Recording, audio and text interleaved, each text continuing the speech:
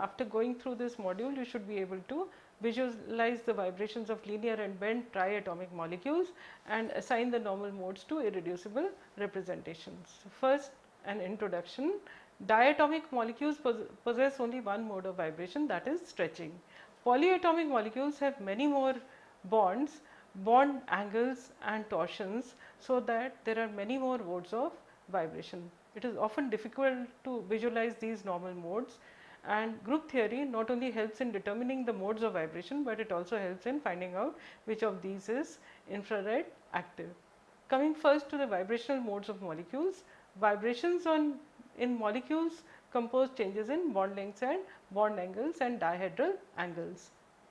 If you have an n atomic molecule, it has 3 n degrees of freedom, because each atom can be described by 3 Cartesian coordinates, and this means that there are 3 n degrees of freedom. 3 out of these are independent degrees of translational motion in the 3 directions. 3 other comprise the rotational motion, and that means that out of the total of 3n minus 6 are vibrational degrees of freedom.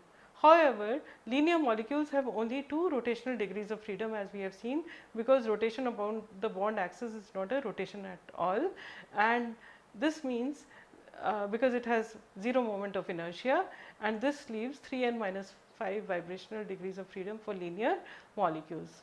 Now, let us look at the vibrations of 2 triatomic molecules. We will take examples of water. It is a bent triatomic molecule. This molecule has 3 atoms, it is non-linear, and that means it has 3 into 3 minus 6, that is 3 modes of vibration, and there are 2 bonds, so there should be 2 stretching modes. Either the 2 bonds should be stretching at the same time, or one should compress while the other stretches. The first kind of motion is called symmetric stretch, and this is called nu1, and the other is the anti-symmetric stretch, and this is given a symbol nu3. There is also one bond angle and hence one bending mode, which is called nu2, and all these are shown in this figure.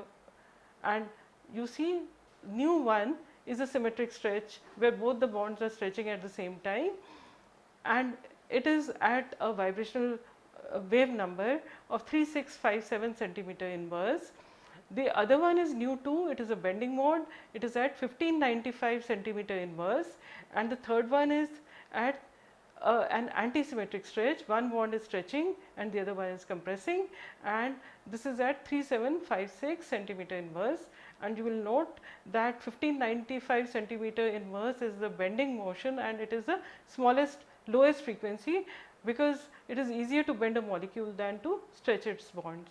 So, for diatomic molecules, the only mode of vibration has the symmetry sigma g plus. You have seen homonuclear, or sigma plus for heteronuclear, because homonuclear diatomic molecules belong to D infinity H point group, and heteronuclear to C infinity V, where there is no center of symmetry, so no G or U notation. So, we want to see if the normal modes of water also form basis for irreducible representations of the C2V point group, because water belongs to the C2V point group.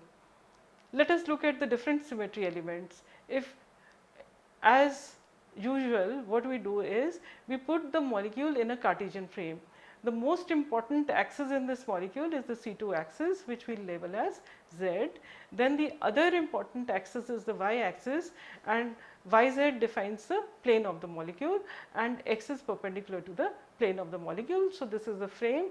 C2 axis lies along the Z axis, and it is passing through oxygen. The sigma V xz is perpendicular to the plane of the molecule, and sigma V yz is the plane of the molecule. These are 2 planes of symmetry, and there is one rotational axis, and this is the character table of the C2V point group. So, with this convention, this is a convention that we make the most important axis the Z axis, then the least important as X. We find that the first 2 vibrations transform as A1 and the third to B2. Now, look at the result of the C2 operation on nu2 and nu3. So, for nu2, what happens when you perform a C2 operation? Nothing happens, because when you rotate the molecule, the arrows still look similar. So, that means there is no change in the sign of the arrows are pointing in the same direction. But if you do it for nu3, you find that the arrows have now reverse direction. We say that it has reverse direction. So, it is -1, the character is -1 for this. For nu2 it is +1, for nu3 it is -1 for C2 operation, and because the arrows have changed direction. The vibrations are labeled with the highest symmetry first, or in the order they appear in the character table. Now, that means that you have two A1 modes, one is the symmetric stretch and the other one is the bending mode, and you have one B2 which is the asymmetric or the anti-symmetric stretch. We label them as nu1, nu2, nu3 according to their symmetry.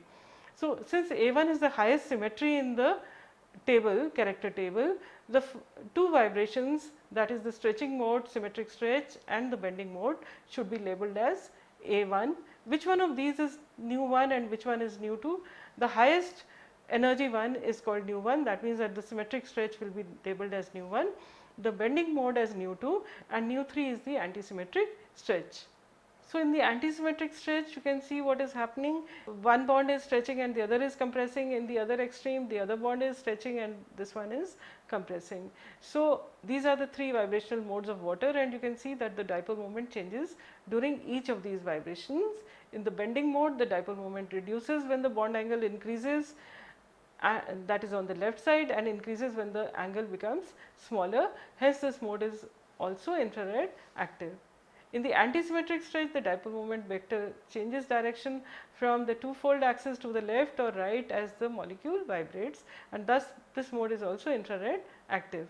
Therefore, all three bands should be infrared active, and we have shown the infrared spectrum of liquid water.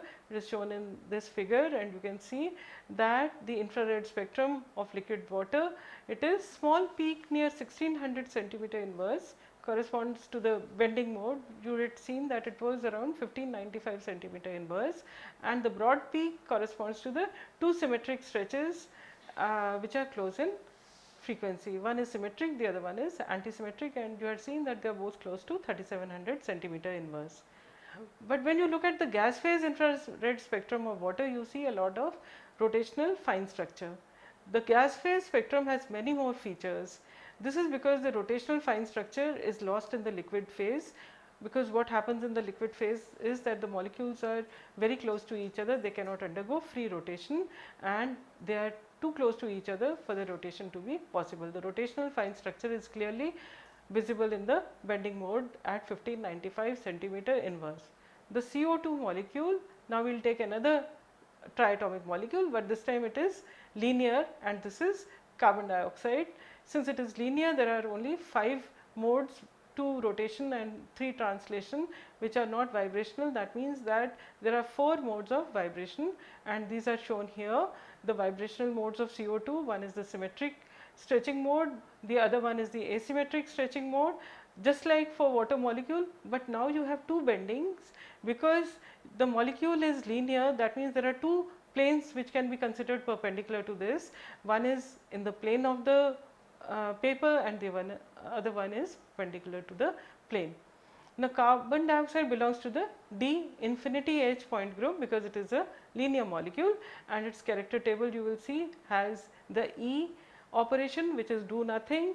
Then there are C infinity axis, 2 C infinity axes. One is for rotation clockwise by any angle, and the other one is rotation anti-clockwise along the bond axis by any angle. Then there are an infinite number of sigma v planes which pass through all these axes. There is a center of symmetry at the carbon atom. Then there are the improper rotations again by any angle, and then you have n C2 planes also, axes of symmetry. So, when you examine the symmetric stretch, we find that under the various operations of the point group, what happens is that when you do E, it does not change. When you rotate it along the bond axis, nothing happens. So, it is again 1, and when you reflect it in a plane passing through the internuclear axis, again it looks the same. So, again it is 1. When you there is a center of inversion at carbon, the oxygens change position, the arrows will not change direction, they look the same after this operation. So again it is +1.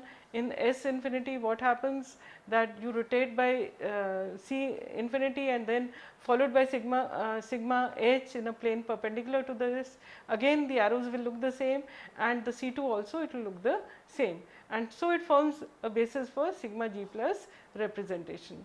Similarly, the asymmetric stretch transforms as sigma u plus, because it is antisymmetric now. E, it is 1. For C infinity, again the arrows will not change direction. Sigma v also it is the same, but in S infinity it is a rotation by any angle followed by reflection in a plane passing through carbon. So obviously the arrows will change direction, it is -1. The same thing happens with I, the same thing happens with the C2, and that means that it is a sigma u plus representation. And the bending modes, they are doubly degenerate, because whether you bend in one plane or a plane which is the other perpendicular for a linear molecule, it does not make any difference. So the energy is the same. It is a doubly degenerate mode, which is pi u. Now, since carbon dioxide is a linear molecule and it is also symmetric, it has no dipole moment, because there is a center of symmetry, it does not have any dipole moment. In the symmetric stretching mode, it maintains the symmetry, because again the carbon oxygen bond lengths remain the same in this mode of vibration. So there is still no dipole moment, and since the symmetry is not broken, the charge distribution remains the same, and this is infrared inactive. Carbon dioxide has two IR active bending modes, the in plane and the out of plane bending of the carbon oxygen bonds. When the molecule bends, the molecule starts resembling water and acquires a dipole moment. This dipole moment is in a direction perpendicular to the bond axis, and this mode is thus infrared active. In the antisymmetric stretch, one bond stretches while the other is compressed, and that means again there will be a dipole moment. There is thus a periodic alteration in the dipole moment, and this vibration mode is also infrared active. So in this table we have shown what happens in the symmetric stretch mode. The molecule maintains its symmetry, its center of inversion, so the dipole moment remains 0. In the bending mode, once it bends downwards, and in the other case it bends outwards, it starts looking like water molecule, and then that means it has a dipole moment. And similarly in the asymmetric stretching mode also the same thing happens, that it acquires a dipole moment during each phase of the vibration. Again, the modes are numbered in the same way as for bent molecules. That means that nu1 is the symmetric stretch, nu2 is the bending mode, the doubly degenerate bending mode, and nu3 is the antisymmetric stretch. Carbon dioxide thus has 3 infrared active modes, the 2 bending modes and an antisymmetric stretch. However, since the 2 bending modes are degenerate, only 2 absorptions should be observed. Degenerate means that they have the same energy. So though there may be 2 transitions, you will see only one line. Part of the infrared spectrum of carbon dioxide is shown here, and what you see is that there are 2 bands that we had expected. The peak at 673 centimeter inverse is due to the degenerate bending modes. It is the smallest like you saw for water, but here it is even smaller. The one at 2350 centimeter inverse corresponds to the antisymmetric stretching mode. The small peaks at high wave number are due to combination bands, that is simultaneous excitation of 2 or more vibrations. Just like you had the overtones, you can have combination bands. You can stretch you can excite 2 modes simultaneously. These peaks have a distinctive shape, and it is the PR contour that we have already discussed before, which was encountered for diatomic molecules. It is seen here also, because this is a linear molecule like diatomic molecules. In fact, this is a characteristic of all linear molecules. The appearance of a PR contour in the IR spectrum of a molecule confirms that the molecule is linear. You will not find this kind of PR contour for nonlinear molecules, for example for water. The contour of the bending mode is also distinctive. It is different, and this is called a PQR contour. We have already stated that the dipole moment change for this mode is perpendicular to the bond axis, because now it is like the C2 axis of water, which is perpendicular to the bond axis of carbon dioxide. Such modes are called perpendicular modes, as opposed to parallel modes where the dipole moment change is parallel to the bond axis, such as the antisymmetric stretching mode. The rotational selection rule also differ for the two modes. For the perpendicular mode, the selection rule is delta j is equal to 0 plus minus 1. First time we are finding that delta j can be 0, that is, we can observe a pure vibrational transition without any accompanying rotational energy change, whereas for parallel modes, the selection rule is delta j is equal to plus minus 1, that is, a vibrational transition has to be accompanied by a rotational transition. For the fundamental V is equal to 0 to 1 transition, the transition wave number is given by nu bar spectral is equal to S for V j prime minus S0 for V j double prime, and you substitute all these expressions. Since j prime is equal to j double prime, this is equal to omega 0 into 1 minus 2 xc, omega e into 1 minus 2 xc, which is equal to omega 0. You see a pure vibrational transition without any rotational energy change, and here we have substituted j prime is equal to j double prime, v prime is equal to 1 and v double prime is equal to 0. It is the fundamental transition, and in the expression for the rotational and vibrational terms. This equation is valid for all j values. Thus, the Q branch you expect to consist of coincident lines at the band center, and we expect a very intense line at the band center. However, as we have shown in figure, the Q branch appears slightly tilted as a somewhat broad absorption centered around omega 0. So, this is the PQR band contour where you have a very strong central line and then you have a distinctive PR contour.